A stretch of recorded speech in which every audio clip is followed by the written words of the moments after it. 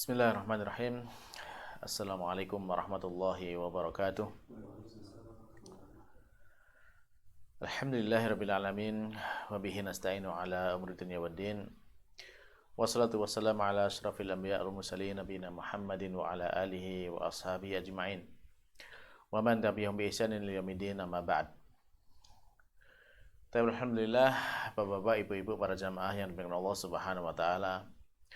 Tidak henti-hentinya kita bersyukur kepada Allah Subhanahu wa taala di kesempatan malam hari ini kembali Allah memberikan kesempatan kepada kita untuk duduk bersama dalam sebuah majelis yang sangat dimuliakan oleh Allah Subhanahu wa taala, yaitu majelis ilmu, yang mana dalam majelis ilmu seperti ini di sana Allah mengutus para malaikat yang khusus berkeliling untuk mencari majelis ilmu, dan kemudian para malaikat itu akan mendoakan mereka yang berada di majelis ilmu tersebut. Para jamaah sekalian yang dimuliakan Allah Subhanahu wa taala, kita insyaallah di kesempatan kali ini akan kembali melanjutkan pembahasan kita dari kitab Bulughul Maram min Adillatil Ahkam, karya dari Al-Imam Al-Hafidz Ibnu Hajar Al-Asqalani rahimahullah taala. Dan kita masih dalam pembahasan kitab jenazah. Dan pada pertemuan yang lalu, terakhir yang kita bahas adalah tentang kita sampai kepada doa yang dibaca di dalam sholat jenazah. Nah, untuk itu insya Allah pada malam hari ini kembali kita akan mengulang hadis itu, dan kemudian kita sambung dengan hadis berikutnya, karena hadis berikutnya juga masih sama pembahasannya terkait dengan bacaan-bacaan yang dibaca di dalam sholat jenazah. Nah, sekarang kita masuk kepada hadisnya.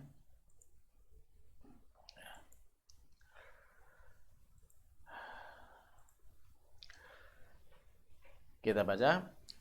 Qala bisanadi al-muttasil al-muallif rahimahullah taala, dengan sanad saya yang bersambung sampai kepada muallif, semoga Allah merahmatinya, Al-Imam Al-Hafidz Ibnu Hajar Al-Asqalani rahimahullah taala. Qala, beliau berkata, wa an Aufin ibni Malikin radhiyallahu anhu qala shalla Rasulullah sallallahu alaihi wasallam ala janazatin fahfidhu min du'aihi Allahumma fir lahu warhamhu wa'afihi wa'fu anhu wa akrim nuzulahu wa wasi' mudkhalahu waghsilhu bil ma'i was salji wal barad wa naqihi minal khotoya kama yunaqqas sabul abyadu minad danas wa abdilhu daran khairan min darih wa ahlan khairan min ahli wa adkhilhul jannah wa qihi fitnatal qabr wa adzaban nar, rawahu Muslim.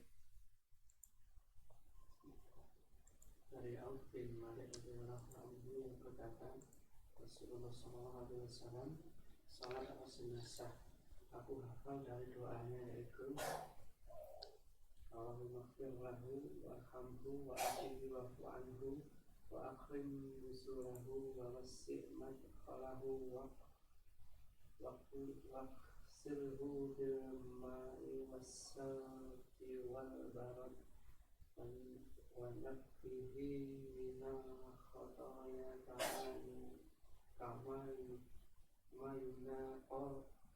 kama yunaqqas sawbul abyadu minat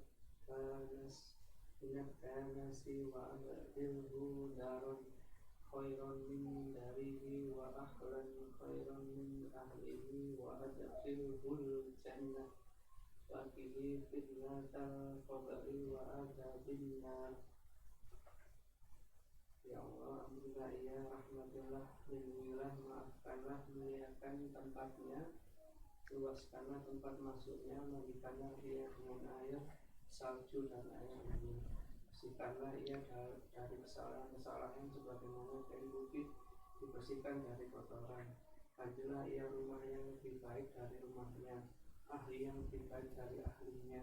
Masukkanlah ia surga dan lindungilah ia dari fitnah kubur dan siksaan neraka. Hadis riwayat Muslim.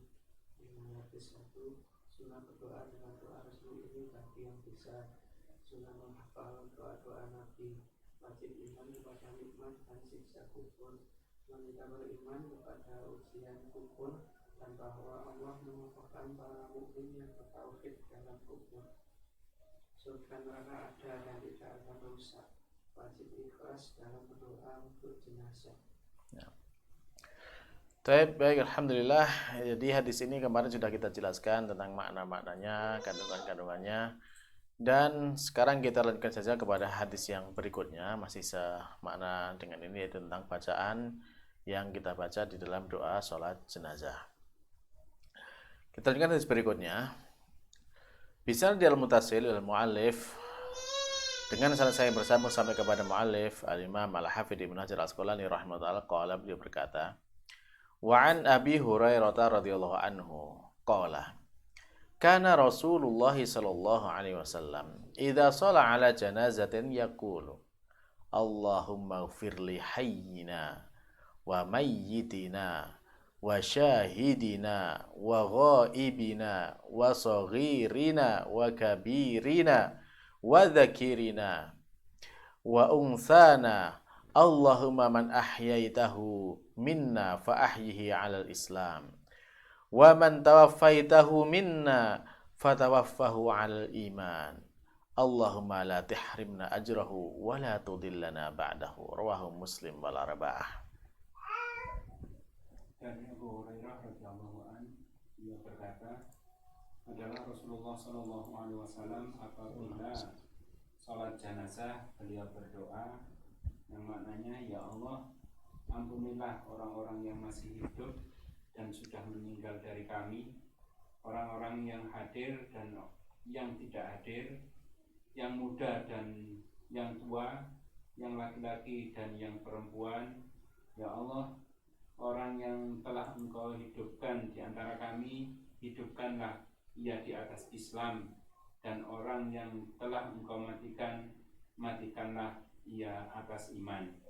Ya Allah, janganlah Engkau halangi pada kami atas pahalanya, dan janganlah Engkau sesatkan kami sesudahnya. Hadis riwayat Muslim dan Imam 4. Nah, kita lanjutkan kepada hadis berikutnya. Bisanatil mutasil ilal muallif rahmata'ala, dengan selesai bersambung sampai kepada al-muallif, semoga Allah merahmatinya. Wa an Abi Hurairah radhiyallahu anhu anna Nabiy sallallahu alaihi wasallam qala idza shallaitum 'alal mayyit fa akhlisu lahu ad-du'a, rawahu Abu Dawud wa sahahu Ibnu Majah. Dari Abu Hurairah radhiyallahu anhu, bahwasanya Nabi sallallahu alaihi wasallam telah bersabda, apabila kamu melakukan sholat atas mayit, maka ikhlaskan doa untuk mayit. Hadis riwayat Abu Dawud dan disahihkan oleh Ibnu Hibban. Kandungan hadis 1, wajib berdoa untuk jenazah dengan ikhlas. 2, setiap manusia perlu berdoa kepada Allah. Seandainya ada orang yang tidak perlu berdoa, tentu sahabat tidak perlu berdoa. 3, sunnah berdoa dengan doa di atas Allahumma ighfir li hayyina, dan doa lainnya yang banyak dan resmi dalam bab ini. 4, sunnah memohon ampunan untuk orang-orang mati dan orang-orang hidup. 5, sunnah memohon agar dikuatkan imannya. Nah, baiklah para jamaah sekalian yang dimuliakan Allah Subhanahu wa taala, 3 hadis sudah kita baca terkait dengan apa tadi, yaitu bacaan atau terkait dengan doa-doa yang kita baca di dalam sholat jenazah.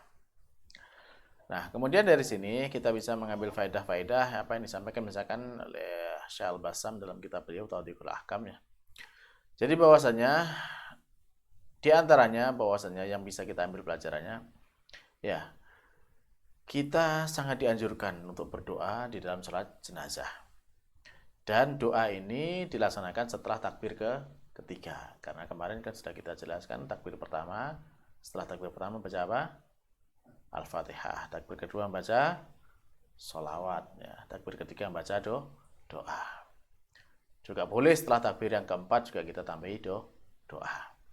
Nah, dan doanya ini dibaca pelan ya, tidak dibaca keras. Nah, baik itu sholatnya siang maupun malam. Nah,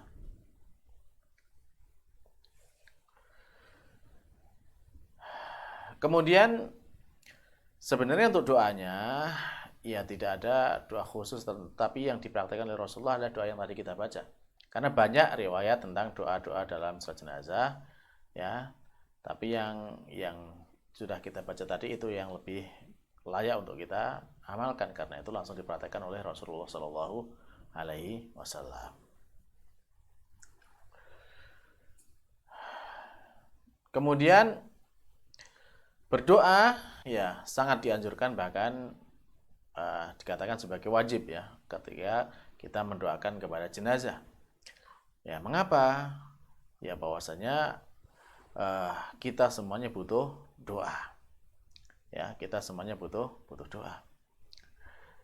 Dan dalam berdoa ini kita harus ikhlas ya, harus ikhlas dalam berdoa.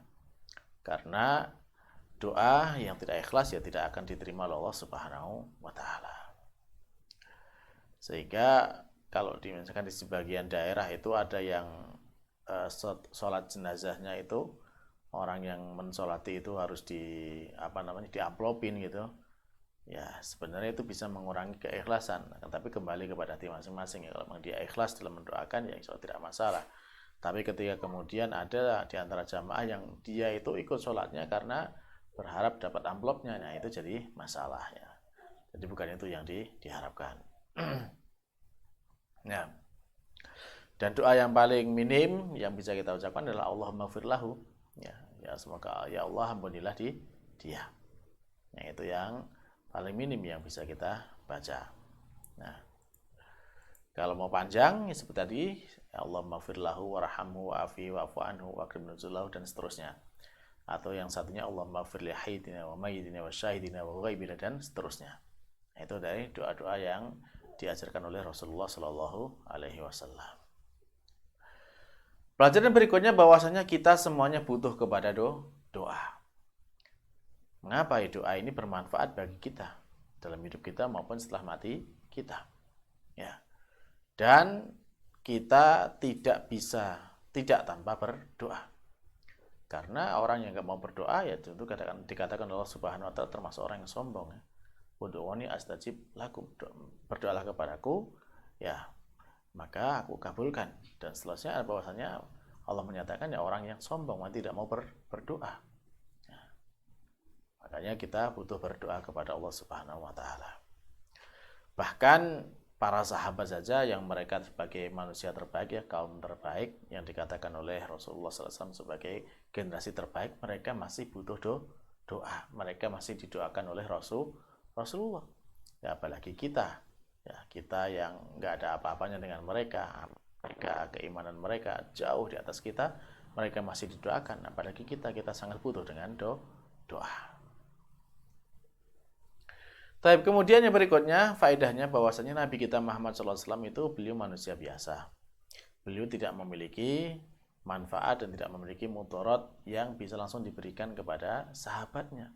Sehingga apa? Sehingga beliau berdoa kepada Allah Subhanahu wa taala agar sahabatnya ini diampuni, agar sahabatnya ini diberikan afiyah, diberikan maaf. Jadi beliau sampai mintanya apa yang bisa memberikan pertolongan siapa? Allah. Dan beliau hanya minta tolong kepada Allah, berdoa kepada Allah sahabatnya diampuni, diselamatkan dari fitnah kubur, diselamatkan dari siksa neraka, dan dimasukkan ke dalam surga. Jadi ini menunjukkan bahwasanya beliau juga manusia. Bukan berarti bahwasanya beliau itu yang menentukan bahwasanya oh ini ahli surga, tidak. Tapi beliau hanya berdoa. Allah lah yang menentukan. Nah, baik. Kemudian faedah berikutnya bahwasanya ya balasan di akhirat itu ada surga dan ada neraka. Ya hanya dua itu. Kalau nggak surga ya neraka. Kemudian di dalam hadis Auf ya di sana ditetapkan ya bahwasanya akrim nuzulahu wa wasi'un khalahu itu tentang nikmat dan siksa kubur ya di situ. Bahwasanya di sana memang nikmat kubur itu ada, siksa kubur juga ada. Sehingga Rasul berdoa agar sahabatnya ini diselamatkan dari fitnahnya kubur, ya, dan kemudian diberikan nikmat kubur. Termasuk nikmat kubur adalah apa? Kuburannya luas, gitu kan. Terus kemudian di sana dia mendapatkan ampunan dan banyak sekali. Nah, terus dari hadis-hadis tadi juga kita bisa memahami bahwasanya fitnah kubur itu ada, ujian di dalam kubur itu ada. Hal ini diperkuat oleh hadis yang panjang dari riwayat sahabat Bara' bin Azib ya. Di sana dijelaskan oleh Nabi Shallallahu Alaihi Wasallam bahwasanya nanti ketika seorang itu sudah dikuburkan, maka akan datang dua malaikat yang duduk di sebelahnya. Lalu keduanya bertanya, man rabbuk, ma dinuk, ya. Nanyakan, siapa Tuhanmu, apa agamamu, apa yang kamu katakan tentang laki-laki yang diutus kepadamu, ya. Maka ini akan ditanyakan di kuburan nantinya. Maka ini menjadi ujian terakhir yang dialami oleh seorang mukmin, ya.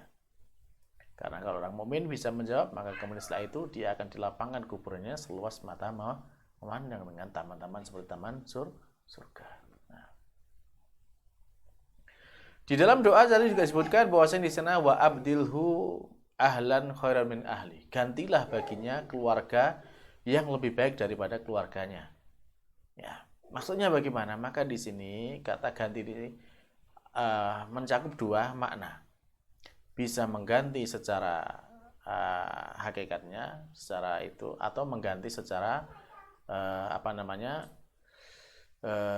secara sifatnya. Jadi kalau misalkan diganti secara zatnya, ya bahwasanya nanti di sana ada, kan di dalam hadis Bara' tadi kan ada yang menemani amal baiknya menjadi teman yang menemani di alam kubur kan gitu. Ya. Kemudian kalau secara atau juga nanti di surga di akhirat yang laki-laki akan mendapatkan bidadari kan gitu. Itu sebagai ganti secara hakikinya. Adapun ganti secara sifatnya, maka di sana keluarganya yang dulunya mungkin kurang baik akan diganti oleh menjadi keluarga yang baik, sama orangnya tapi jauh lebih baik, baik perangainya, baik akhlaknya, baik sifatnya, ya. Itu yang dimaksud dengan mengganti di sini. Bisa diganti dengan zatnya atau diganti dengan sifatnya. Nah, kemudian di dalam sabda beliau waqihi fitnatul qabr, ya. Dan selamatkanlah dia dari fitnah kubur. Yang dimaksud di sini adalah ya dari keburukan dan juga dari pengaruh yang ada di alam kubur tersebut. Maka di sana ya yang tidak terkena fitnah ini ya misalkan anak-anak atau yang orang yang tidak terkena beban syariat, ya maka mereka tidak terkena fitnah kubur. Siapa misalkan seperti orang gila yang sampai meninggalnya masih gila, ya mereka tidak kena fitnah kubur ini, ya. Apalagi meninggal masih kecil, ya mereka belum mukallaf, ya belum mendapatkan beban syariat. Di hadis Abu Hurairah tadi, Rasul bersabda, Allahumma firli hayyitina wa mayyitina, sampai akhirnya itu. Ya Allah, ampunilah bagi yang hidup di antara kami, bagi yang sudah meninggal di antara kami. Ya, maka ini adalah doa mohon ampunan untuk semua yang hidup maupun yang sudah mati dari kalangan muslimin. Yang mana ini juga dianjurkan bagi kita untuk berdoa sebagaimana dalam firman Allah Subhanahu wa taala, Rabbana ighfir lana wal ikhwanina alladzina sabaquna bil iman. Ya Allah, ya Tuhan kami, ampunilah kami dan juga saudara-saudara kami yang telah mendahului kami dalam keimanan. Ya, Al-Hasyr 10. Maka di sana kita dianjurkan untuk berdoa. Ya, makanya kan sering kita dengar khotib berdoa, Allahumma ighfir lil muslimin wal muslimat wal mu'minin al-ahya'i minhum wal amwat. Ya. Ya, karena memang kita dianjurkan untuk banyak berdoa mohon ampunan kepada Allah Subhanahu wa taala untuk semua kaum muslimin. Kemudian tadi Rasulullah berdoa juga bahwasanya apabila engkau menghidupkan salah seorang di antara kami, maka hidupkanlah di atas Islam, dan apabila engkau mematikan salah seorang di antara kami, maka matikanlah di atas iman. Nah, kata Islam dan iman itu sebenarnya dua kata. Kalau disebutkan bersamaan, maka maknanya berbeda. Tapi ketika disebutkan salah satunya, maka mencakup makna keduanya. Jadi kalau disebutkan Islam saja, itu maknanya mencakup Islam dan iman. Kalau disebutkan iman saja, maka maknanya mencakup Islam dan iman juga. Ya. Tapi kalau disebutkan berbarengan, ada Islam dan ada iman, maka maknanya berbeda antara Islam dan iman itu. Yang mana maknanya ketika disebut berbarengan itu, Islam itu lebih kepada amal zahir, syariat, sholat. Ya. Kemudian ya kalau dalam hadisnya Jibril itu yang namanya Islam itu ya rukun Islam itu. Sholat, zakat, puasa, haji, yaitu namanya Islam. Adapun iman, ya iman itu berisi keyakinan. Yang kemudian di sana ada rukun imannya itu yang 6. Yakin iman kepada Allah, iman kepada malaikat, iman kepada kitab-kitab, iman kepada para rasul, iman kepada hari akhir, dan iman kepada takdir. Nah, jadi seperti itu. Kalau disebutkan berbarengan berarti maknanya berbeda. Nah, tapi ketika disebutkan salah satunya saja, maka ini sudah mencakup makna keduanya. Nah, maka dalam doa tadi Rasulullah berdoa kalau Allah menghidupkan, maka hidupkanlah di atas Islam. Ya, yang nampak seperti itu bahwasanya kalau kita hidup, ya tentu kita ingin hidup di atas Islam. Bagaimana kita juga menegakkan sholat, ya, melaksanakan ibadah puasa, menunaikan zakat, ya, dan bisa melaksanakan ibadah haji. Kan kita harapkan dalam hidup kita. Kan, gitu. Adapun ketika kita sudah mati, maka yang kita harapkan adalah kita mati dalam atas keimanan. Kita benar-benar yakin kepada Allah Subhanahu wa taala. Kita yakin dengan segala balasan yang Allah sediakan bagi orang-orang mukmin. Maka ya lebih pas memang dikatakan seperti itu. Hidupkan di atas Islam, matikan di atas iman. Nah,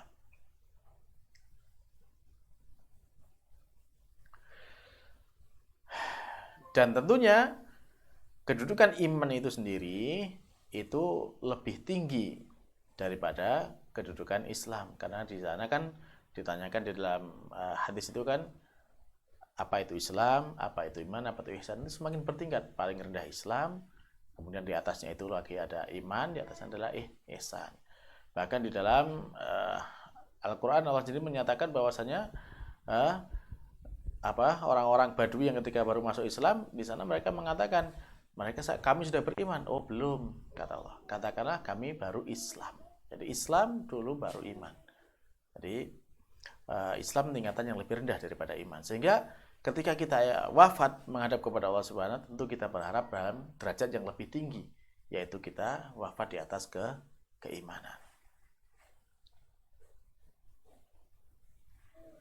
Allah kan menyatakan tentang orang-orang Badui yang baru masuk Islam, qul lam tu'minu walakin qulu aslamna. Jadi mereka mengatakan, oh kami sudah beriman. Oh kata Allah, oh belum, kamu belum beriman, tapi katakanlah kamu sudah Islam. Ya. Jadi seperti itu. Itu terkait dengan kedudukan antara Islam dan iman. Iman lebih tinggi daripada Islam. Yang berikutnya, faedah yang bisa kita ambil di sini di dalam akhir hadis yang Abu Hurairah tadi, di sana wala tahrim nazar wala tudilluna ba'dahu. Ya, jangan kamu sesatkan, janganlah engkau sesatkan setelah sepeninggalnya. Ya, kalau kita dapati dalam banyak doa-doa yang lain itu disebutkan wala taftina ba'dahu. Ya, secara makna sama, tapi saya belum menemukan riwayat yang wala taftina. Tapi yang di dalam disebutkan Imam Ibnu Hajar ini wala tudilluna, janganlah dan jangan engkau sesatkan kami sepeninggal mayit ini. Ya. Maka di sini ada sebuah kekhawatiran, sebuah ketakutan ya dari kita terhadap sebuah fitnah. Ya, fitnah selama kita hidup, karena hidup itu penuh dengan fitnah, penuh dengan ujian. Ya. Ada fitnah yang sifatnya itu berupa subhat dan kesesatan. Ada fitnah yang sifatnya itu berupa syahwat, hawa nafsu. Ya. Maka kita selama hidup akan selalu bergulat dengan fitnah-fitnah tersebut.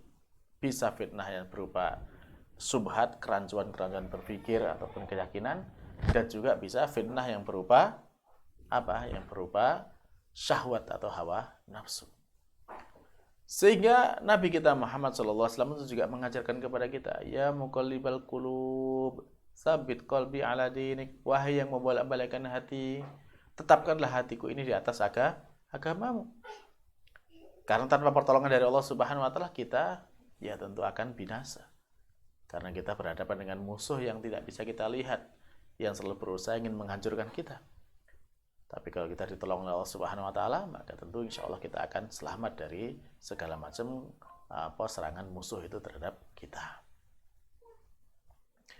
Karena ada di antara manusia terkadang yang mereka itu sudah terkena fitnah, tapi mereka banyak yang tidak merasa. Tidak merasa kalau mereka itu sudah terjatuh dalam fitnah. Bahkan mereka itu mengira bahwa mereka itu benar. Ya. Dan mereka mengatakan wa yahsabuna annahum muhtadun, dan mereka mengira bahwa mereka itu mendapatkan hidayah. Bahkan Fir'aun saja itu loh. Fir'aun itu mengatakan dia itu benar. Ahdikum ila sabila rosyad. Saya menunjukkan kepada kalian jalan yang benar, kata Fir'aun. Padahal dia mengatakan ana rabbukumul a'la, aku adalah Tuhanmu yang paling tinggi. Tapi itu masih bisa mengatakan dia itu benar kan gitu. Ya. Atau orang-orang munafik.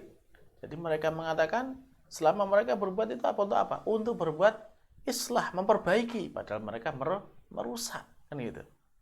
Nah, jadi banyak orang yang berbuat terjerumus ke dalam fitnah ini, baik itu fitnah syubhat maupun fitnah syahwat itu, tetapi mereka tidak merasa, bahkan mereka mengatakan mengaku benar. Ya, maka untuk itu kita harus mohon perlindungan kepada Allah Subhanahu wa taala agar jangan sampai kita terjerumus ke dalam yang demikian. Ya maka wajib bagi kita untuk terus muhasabah, terus kita introspeksi di diri. Terus kita tingkatkan ketaatan kepada Allah Subhanahu wa taala, dan kita tampakkan bahwasanya kita itu butuh kepada Allah Subhanahu wa taala. Bukan kita justru meninggalkan Allah Subhanahu wa taala. Dengan segala ketaatan dan segala ketundukan kita kepada Allah Subhanahu wa taala, maka itulah yang akan menjadi sebab Allah akan melindungi kita. Kemudian di dalam sabdanya Nabi kita bersabda, Allahumma la tahrimna ajrahu. Dalam doa tadi. Ya maksudnya di sini adalah balasan ya. Balasan atau pahala. Ya Allah, janganlah Engkau halangi pahalanya. Ya. Ya, termasuk pahala di sini adalah pahala dari kita membantu penyelenggaraan jenazah, dari mulai memandikan, mengkafani, mensolatkan, semua kan ada pahalanya. Ya, mentakziahi itu kita berharap pahalanya itu. Kita berharap jangan sampai kita terhalangi dari pahala-pahala tersebut, kan gitu. Termasuk di antara pahalanya kalau kita mensolati jenazah itu pahalanya seperti 1 qirot kan gitu. Ya, kalau kemudian sampai mengantar ke kuburan dapat 2 qirot. Nah, 1 qirot itu ya seperti gunung yang sangat besar kan gitu. Nah, itu pahala yang bisa kita dapatkan kalau kita bertakziah.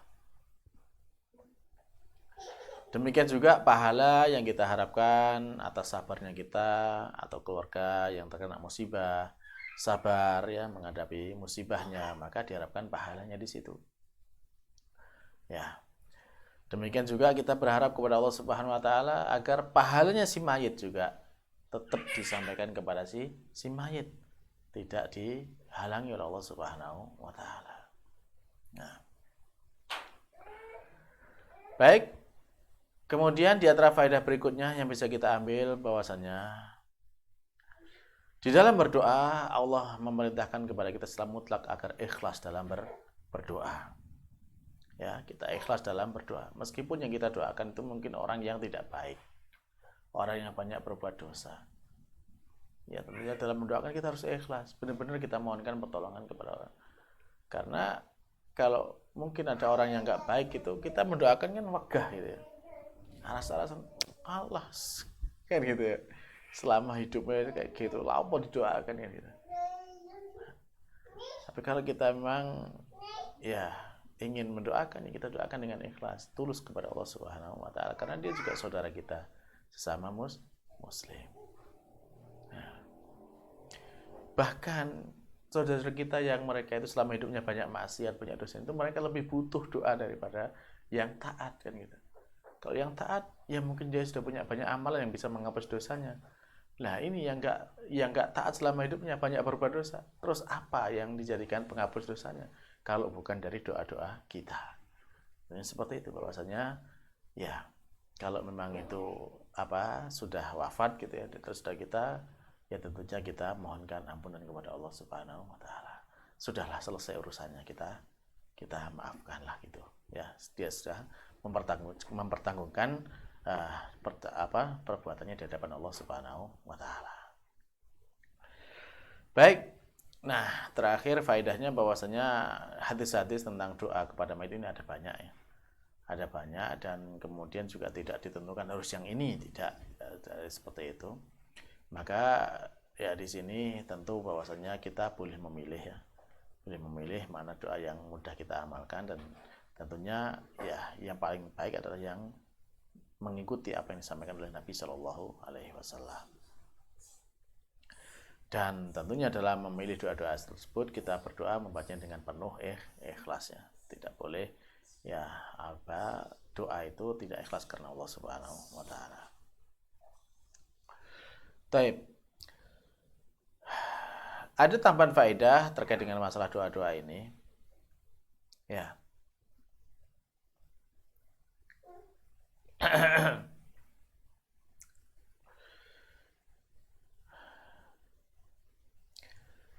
Doa ya yang paling istilahnya yang paling sahih dari doa-doa kepada mayit ya sebagaimana yang tadi kita baca dua hadis tadi ya, hadis Auf dan hadis Abu Hurairah. Itu yang paling sahih yang bisa kita pilih dari hadis-hadis tentang doa kepada jenazah. Bahkan di dalam hadis Auf ya, itu doanya kan sangat luar biasa isinya kan gitu ya. Dan Auf sangat berharap ketika mendengar Nabi berdoa seperti itu, maka Auf sangat berharap bahwasanya sekiranya yang mayit itu adalah dia kan gitu. Coba bisa dibayangkan, yang berdoa siapa? Nabi kan gitu. Isi doanya seperti apa? Seperti itu. Ya Allah, ampuni dia, rahmati dia, ya. Terus kemudian berikan afiah kepadanya, maafkanlah dia, luaskan kuburannya, ya, muliakan kuburannya, luaskan tempat kembalinya kan gitu. Kemudian bersihkan dia dengan air, salju dan embun. Sucikan dia dari kotoran sebagaimana baju putih disucikan dari kotoran kan gitu. Sucikan dia dari dosa sebagaimana baju putih. Terus kemudian gantilah keluarganya dengan keluarga lebih baik ya. Kemudian ya rumahnya dengan rumah yang lebih baik gitu. Dan seterusnya. Maka ketika sahabat Auf mendengar seperti ini, ya sekiranya yang jadi mayit saya gitu kan. Nabi yang berdoa, mustajab doanya kan gitu. Luar biasa gitu.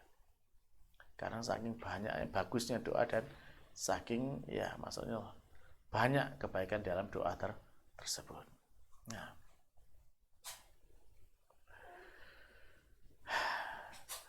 Ya, di dalam berdoa kepada mayit ya kita mendoakan agar si mayit itu mendapatkan ampunan, mendapatkan rahmat gitu ya. Dan juga mendapatkan pembersihan dari dosa-dosa.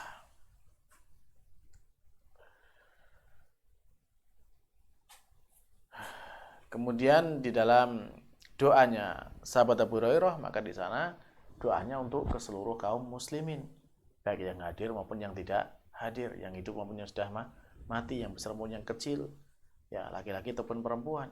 Maka di sana berisi doa untuk kebaikan bagi mereka semuanya. Ya. Agar diberikan ketetapan di atas Islam dan diwafirkan di atas iman. Dan kita memohon perlindungan kepada Allah agar kita dijaga dari kesesatan dan fitnah setelah adanya yang meninggal di antara kita. Nah, maka di situ banyak faedah dari doa-doa tersebut.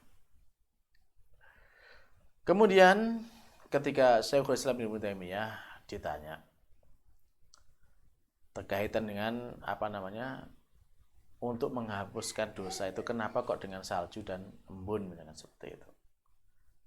Padahal kan kalau dengan air hangat itu kan lebih mudah hilang kan gitu. Menghilangkan kotoran dengan air hangat lebih mudah. Kenapa kok doanya dengan itu ya embun atau air? Ya, maka kata Syekhul Islam bahwasanya memang dosa itu kan panas gitu. dosa itu panas.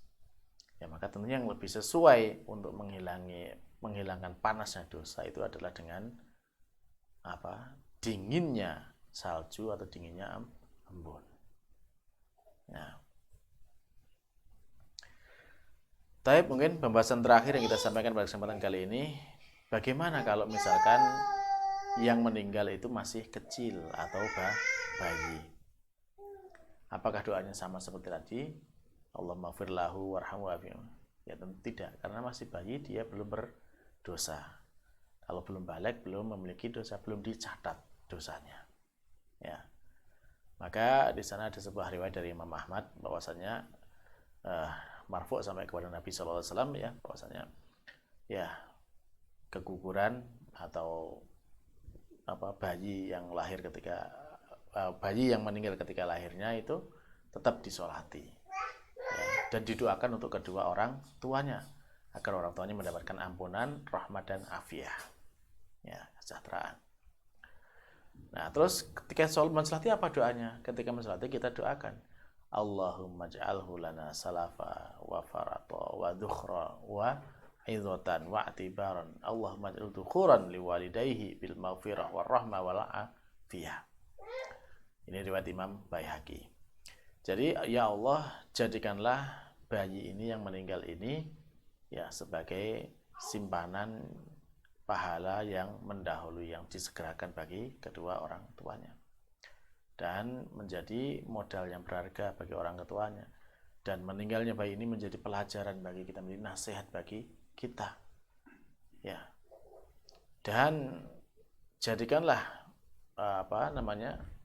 mayit yang kecil ini sebagai simpanan bagi kedua orang tuanya agar orang tuanya mendapatkan ampunan, rahmat dan afiyah dari Allah Subhanahu wa taala. Kemudian di dalam riwayat Abu Hurairah juga disebutkan di sana, Allahumma sakil bihi mawazinuhuma wa'adzim bihi ujuruhuma wa lahiq bi shalih salawil mu'minin waj'alhu fi kafalati Ibrahim wa qad bi rahmatika wa qihi bi rahmatika adzabal jahim. Ya Allah, beratkanlah timbangan amal kedua orang tuanya, besarkan, agungkan balasan atau pahala bagi kedua orang tuanya. Pertemukanlah dia, mayit ini, dengan orang-orang soleh dari kalangan salaf kaum mukminin, dan jadikanlah ia di dalam asuhan Nabi Ibrahim. Selamatkan dia dengan rahmat-Mu dari adabnya jahim, neraka jahanam. Nah, doa ini memang layak, sesuai untuk dibacakan kepada jenazah yang masih anak-anak atau yang masih bayi. Jadi yang lebih berhak untuk didoakan ya orang tuanya, kan gitu. Karena orang tuanya yang sudah mengandung dosa. Adapun anaknya belum tertulis sebagai dosa. Baik, ya, mungkin sampai di sini saja yang bisa kita sampaikan pada kesempatan kali ini. Ya, mudah-mudahan yang sedikit ini bisa bermanfaat untuk saya sendiri dan juga untuk para jamaah sekalian. Dan mudah-mudahan Allah Subhanahu wa taala terus memberikan hidayah taufiknya kepada kita semuanya, sehingga kita tetap terjaga dalam keimanan, dalam agama Islam ini, hingga kemudian kita mendapatkan husnul khotimah nanti di akhir hayat kita. Baiklah para jamaah, mungkin barangkali sebelum diakhiri ada yang mau disampaikan, monggo dipersilakan.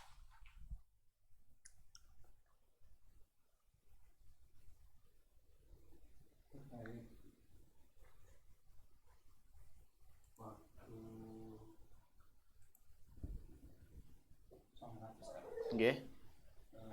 Ketika ada jenazah itu meninggal setelah asar, itu sholatnya gimana? Nah, terkait waktu sholat jenazah, ada memang 3 waktu yang dilarang. 3 waktu yang dilarang itu adalah waktu yang pertama pas terbitnya matahari sampai matahari meninggi seperti setengah tombak itu. Kemudian waktu yang kedua yang dilarang adalah ketika matahari pas di atas kepala, ya. Kemudian yang ketiga adalah ketika matahari menjelang terbenam sampai benar-benar terbenam. Jadi kalau masih pas setelah asar, insya Allah masih boleh gitu ya. Kalau sudah mendekati terbenam itu yang termasuk yang waktu dilarang. Atau misalkan ketika matahari terbit, pas terbitnya itu yang tidak boleh. Ya, kemudian ketika sudah matahari agak meninggi, itu sudah boleh lagi untuk dilaksanakan sholat jenazah. Wallahu ta'ala alam. Ya. Monggo, ibu-ibu.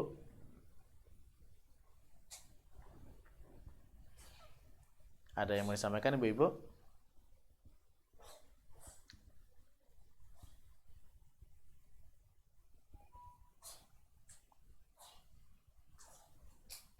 Baik, cukup mungkin?